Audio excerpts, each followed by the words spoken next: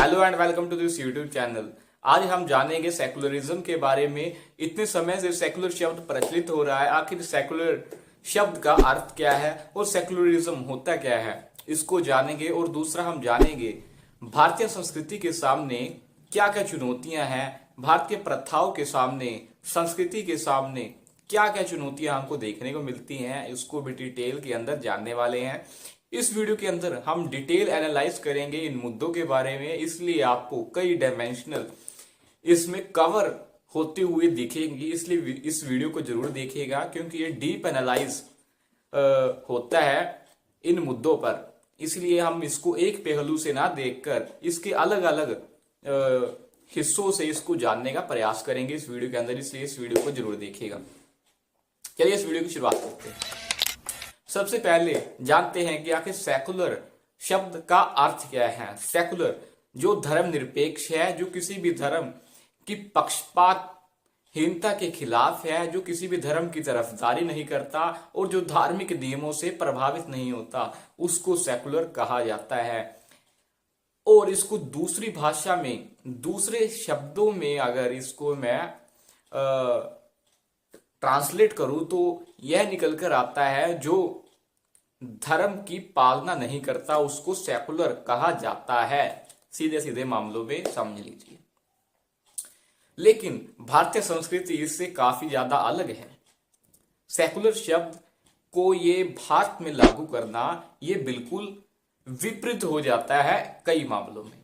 जैसा कि धर्म हमारी संस्कृति, हमारी परंपराओं में काफी गुणकारी बताया गया है, इसको काफी सम्मान दिया जाता है। इसलिए कहते हैं जो व्यक्ति धर्म की पालना नहीं करता वो अधर्मी हो जाता है, वो अधर्मी हो जाता है, यानी कि नास्तिक हो जाता है। और धर्म नास्तिक कभी हो नहीं सकता, धर्म नास्तिक कभी हो नहीं सकता।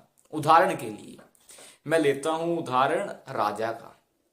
राजा का धर्म क्या है? प्रजा का संचालन करना, धर्म की रक्षा करना और अपनी प्रजा का दुख दर्द और उनकी समस्याओं का समाधान करना, ये राजा का धर्म है। राजा छुप छुप के काम नहीं कर सकता।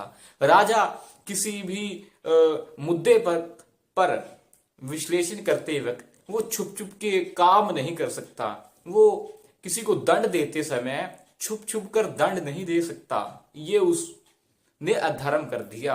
हमारी संस्कृति तो ये कहती है। इसलिए जो व्यक्ति धर्म के खिलाफ है वो अधर्मी माना जाता है। लेकिन ये सेकुलर वर्ड जो है ये काफी प्रचलित इतना क्यों है? तो इसका सिर्फ एक कारण है। जब ब्रिटिशर लोग भारत आए तो उन्होंने अपने हिसाब से हमारे हिस्ट्री को, हमारे परंपराओं को देखना शुरू कर दिया और उन्होंने उसी तरीके से अपनी किताबों में इनको लिख दिया। दूसरा उदाहरण आपको देता हूं। जब हिस्टोरियन भारत आए तो उन्होंने क्या देखा कि भारत की संस्कृति, जो हमारी परंपराएं हैं, हमारी विविधताओं को उन्होंने भिन्नता बना दिया। उदाहरण के लिए हमारी साइड कुछ और परंपराओं का पालन किया जाता है और नॉर्थन साइड अपनी संस्कृति का कुछ और पालन किया जाता है। इनको उन्होंने कमजोरी के रूप में प्रस्तुत किया, लेकिन ये हमारी ताकत हुआ करती थी। ये उन्होंने काफी बड़ी गलती कर दी। ये यूरोप जैसे देशों में लागू हो सकता है, लेकिन भारत में ऐसा लागू नहीं हो सकता, क्योंकि यहाँ पर हर एक व्यक्ति का, हर एक इंडिविजुअल का, हर एक परंपराओं का खुले दिल से स्वागत किया जाता है। यहाँ पर भिन्नता नहीं, विविधता हो सकती है। यहाँ पर भिन्नता के नाम पर एकता पर ठेस पहुंचाई जा रही है। ये हम देखते हैं आज के समय में। लेकिन आखिर ऐसा हुआ क्यों, इसको भी जानते हैं थोड़ा सा। ऐसा इसलिए हुआ क्योंकि उनको कोई समझाने वाला नहीं था। पिछली वीडियो के अंदर हमने डिस्कस किया हुआ है, धर्म की परिभाषा दी हुई है, हिंदू धर्म के बारे में हमने बताया हुआ है। इन वीडियो को जरूर देखिए, क्योंकि इनके माध्यम से ही आप इस वीडियो को अच्छे से समझ पाएंगे। उस वीडियो के अंदर हमने बताया था कि आखिर धर्म क्या होता है। धर्म सबको जोड़ने का काम करता है, ना कि बांटने का। धर्म की हमने परिभाषा दी थी। धर्म को अगर हम रिलीजन कहे तो ये बिल्कुल गलत है। धर्म रिलीजन अलग है क्या? ये तो फंडा ही अलग हो गया। जी बिल्कुल, आप गलत हैं इस मामले के अंदर। धर्म का अर्थ इंग्लिश के अंदर है ही नहीं। रिलीजन जिसको कहते हैं, एग्जाम्पल के माध्यम से आपको समझाता हूं ना। रिलीजन क्या है? जो रिलीजन बांटने का काम करता है। जी ये सत्य है, रिलीजन बांटने का काम करता है, लेकिन धर्म सबके लिए समान होता है। धर्म सबके लिए समान होता है। धर्म की आखिर परिभाषा क्या है? धर्म जो पालन करने योग्य है, जो सबको एक करने का काम करता है, जिसको प्रत्येक व्यक्ति अपना सकता है, वो धर्म है। एग्जाम्पल के माध्यम से, चीनी का धर्म क्या है? चीनी का धर्म ये है मिठास देना, मीठा करना, ये चीनी का धर्म है। नमक का धर्म क्या है? नमक का धर्म है नमकीन करना, ये उसका धर्म है।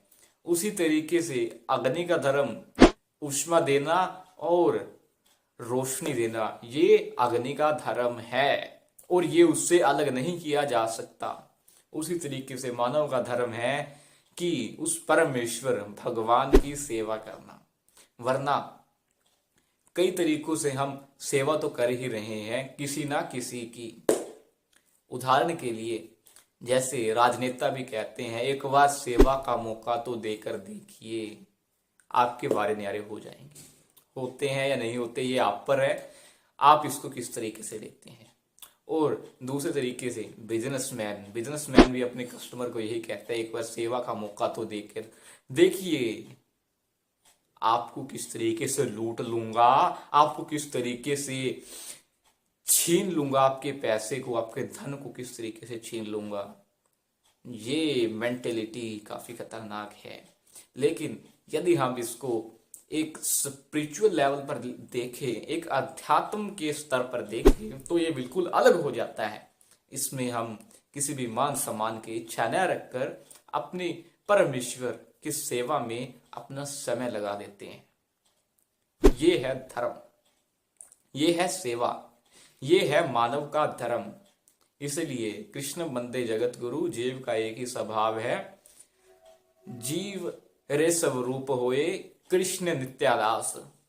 परमेश्वर की सेवा करना ही हमारा यानी कि मनुष्य का धर्म है। ये हमने पिछली वीडियो के अंदर डिस्कस कर लिया है। इस वीडियो को मैं इसलिए बना रहा हूं ताकि आप अच्छे से इन सब चीजों को समझ जाए। और सेकुलर शब्द काफी ज्यादा प्रचलित हो रहा है, इसको भी आप समझ पाए। 42वें संशोधन के दौरान सेकुलर शब्द को भारत के संविधान के अंदर जोड़ा गया। उससे पहले सेकुलर शब्द कोई अस्तित्व ही नहीं था। ये ब्रिटिशर लोगों पर पालना होती है, ब्रिटिशर लोगों पर ये दबदबा बनाए रखने की, वो काले गोरे का फर्क करते हैं। हम भारत के अंदर ऐसा बिल्कुल नहीं करते। हम भारत के अंदर ऐसा नहीं करते। यहाँ पर हर एक व्यक्ति को उनकी मर्यादा का उल्लंघन न हो, इसलिए प्रत्येक व्यक्ति को सम्मान दिया जाता है। हमारे यहाँ तो अतिथि को भी सम्मान दिया जाता है, जबकि वहां पर अतिथि को इतना ज्यादा सम्मान नहीं दिया जाता। हमारे मूल्य है, हमारी संस्कृति काफी ज्यादा गूढ़ है। ये काफी ज्यादा हमारी संस्कृति को रिप्रेजेंट करते हैं, हमारे मूल्यों को रिप्रेजेंट करते हैं। इसलिए उन्होंने अपने हिसाब से इनको इंटरप्रेट करना शुरू कर दिया और हमने इसको एक्सेप्ट कर लिया। बड़ी बात तो ये है कि हमने इनको एक्सेप्ट कर लिया, बड़ी गलती ये हो गई। इसलिए सेकुलर शब्द का मिसयूज किया जा रहा है, सेकुलर शब्द का मिसयूज किया जा रहा है। सेकुलर शब्द की परिभाषा दे देता हूं, जो किसी भी धर्म को न मानता हो, जो सभी धर्मों को समान मानता हो, जो किसी भी धार्मिक नियमों से प्रभावित न हो, वो धर्मनिरपेक्ष है। और चुनौतियां क्या क्या हैं इसको जान लीजिए। हमारी संस्कृति के खिलाफ ये चुनौतियां आ रही हैं, जो अल्पसंख्यक है उनके मन में, उनके हृदय में भय हो रहा है कि कहीं ये हमारे तौर तरीकों को ना खत्म कर दे। उदाहरण के तौर पर 3 तलाक जैसे मुद्दे, ये काफी सेंसिटिव हैं, इन पर कहीं हमला ना हो। ये काफी सेंसिटिव हैं। इन मुद्दों पर भी सेकुलर शब्द के नाम पर कुछ भी किया जा रहा है। दूसरा उदाहरण हमको देखने को मिलता है सबरी वाला मंदिर। सबरी वाला मंदिर का क्या खेल है, वहां पर भी ऐसा ही कुछ है। वहां पर महिलाओं का जाना वर्जित है, महिलाएं वहां नहीं जा सकती।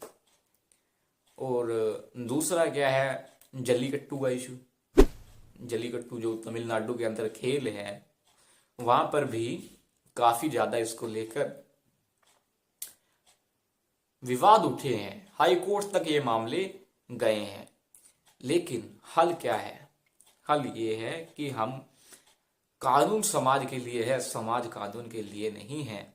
इसीलिए भारतीय सरकार ने अपने सॉफ्ट रूप को अपनाते हुए, भारत की भिन्नता को नहीं विविधताओं को समझते हुए अपना हस्तक्षेप किया है।